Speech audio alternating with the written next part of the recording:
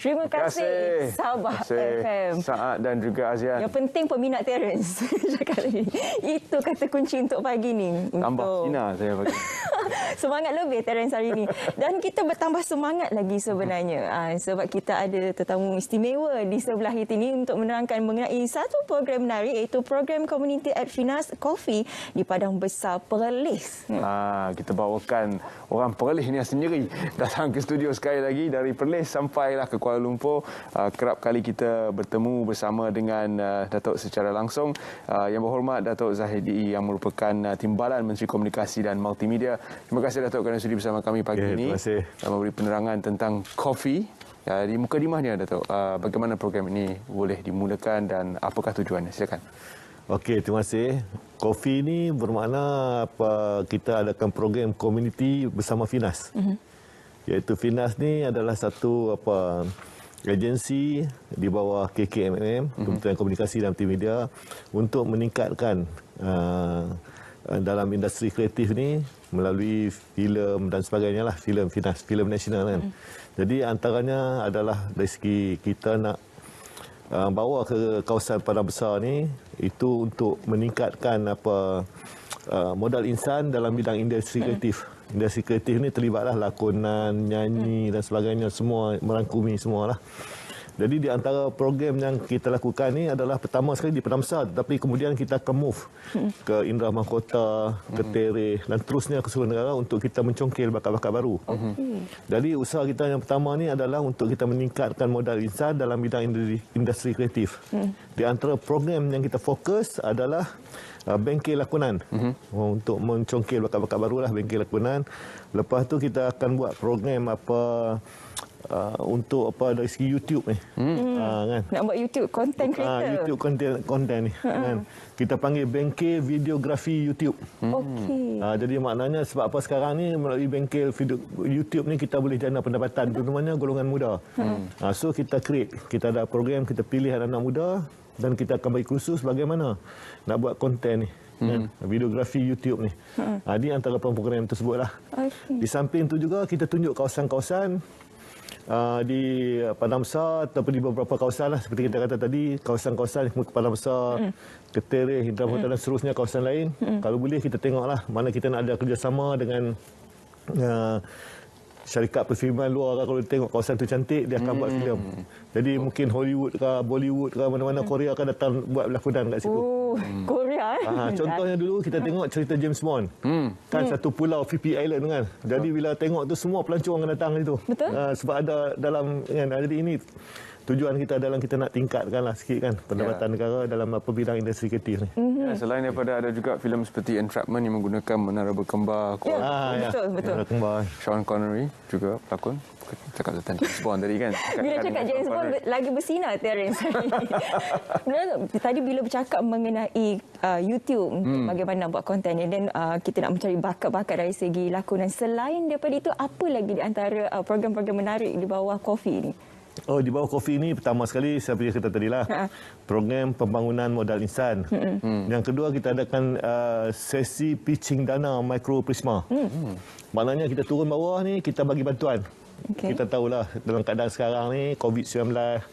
Jadi ramai yang industri kreatif ni yang terlibat dengan industri kreatif terjejas.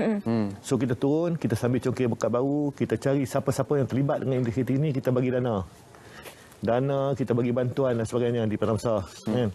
Dan sebenarnya bukan di Padang Besar saja, kita akan terus ke kawasan lain semua. Kita akan cari artis, tapi yang kita buat di Padang Besar mungkin terlibat dengan Perlis sekali lah. So mereka-mereka yang ada di Perlis ni, maknanya Finas akan bagi bantuan, dana. Lepas tu program CSR. Lepas tu seperti lain tu program dokumentari khas Padang Besar. So kita akan tunjukkanlah Padang Besar kepada pihak umum ni macam mana apa yang ada. Yang macam mana saya kata tadi lah, boleh kita untuk lokasi penggambaran kan, komersialkan, sempadan. Jadi inilah yang kita akan adakan lah, selain daripada program yang kita katakan tadi. Industri kreatif sedang meningkat semula, membuka semula ruang dan peluang untuk penggambaran dan sebagainya disebabkan sudah lama sebenarnya terhenti disebabkan oleh SOP dan juga pandemik ini. Jadi baru-baru ini kita dapat lihat ada penggambaran dilakukan semula dan juga lokasi-lokasi tertentu dipilih berdasarkan SOP yang sedia ada. Tapi apa signifikannya, Datuk, kita bawa program Coffee ini ke Padang Besar dan juga kawasan-kawasan di sekitar Perlis? Okey, terima kasih. Pertama sekali saya nak nyatakan di sini bahawa kita nak bagi tahu kepada rakyat di kawasan-kawasan yang kita pergi itu bahawa industri kreatif ni boleh menjana pendapatan. Terutamanya bukan kepada rakyat tetapi juga kepada negara. Di mana kita lihat industri kreatif ni menjana pendapatan untuk negara kita adalah 1.4% daripada KDNK. 1.4% ni bermakna 29 bilion, bukan juta, bilion kan. Industri kreatif. Jadi kalau boleh kita nak kembangkan, kita lihat macam mana negara-negara luar kembangkan mana pendapatan negara KDNK ni, banyak sumbangan daripada industri kreatif ni. Contohnya Korea, kan. Korea, K-pop. Lepas tu baru-baru ni ada filem kan yang cukup popular, Squid Game kan. Cukup popular. Jadi mereka boleh mencipta, mendapat pendapatan untuk negara mereka kan dengan program-program. Jadi kita nak Malaysia pun macam tu juga, kita nak create Malaysia. Kan? Kita tak nak filem-filem kita ni tidak mendapat sambutan di pihak peringkat antarabangsa dekat Malaysia ya. Kan? Kalau kita buat cerita hantu mestilah seram. Mana kita nak ajar orang supaya dapat tingkatkan kualiti. Kita tak nak buat cerita hantu orang ketawa dengan hantu kita. Nak macam hantu Siam ni orang takut kan. Betul. Hantu Korea, hantu Jepun orang takut. Tengah hantu Malaysia orang tahu hantu ni kan macam gurau, macam melawak kan. Jadi kita nak tingkatkan. Begitu juga di India, Bollywood kan. Mendana pendapatan yang KDNK dia untuk sumbangan kepada India kan. Satu masa dulu kita lihat ABBA Sweden kan. Pendapatannya cukup besar kan. Dekat sama dengan pendapatan Volvo kan. Jadi ini cukup hebat kan. Jadi mana ini usaha kita. Di samping itu juga apabila kita cuba, kita sekarang ni kita akan adakan program iaitu Road to Oscar. Setelah tu program Road to Oscar di mana kita akan buat young entrepreneur artist ni kan. Supaya kita ada producer muda.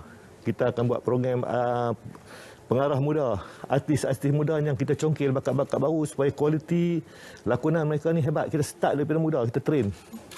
Ini Road to Oscar ni, kita nak kalau boleh satu hari Malaysia ni mendapat award Oscar pelakon kan. Dan di samping itu juga kita tengah usahakan ada kerjasama. Okey, Malaysia, artis-artis Malaysia ataupun filem-filem Malaysia ni kerjasama dengan Hollywood.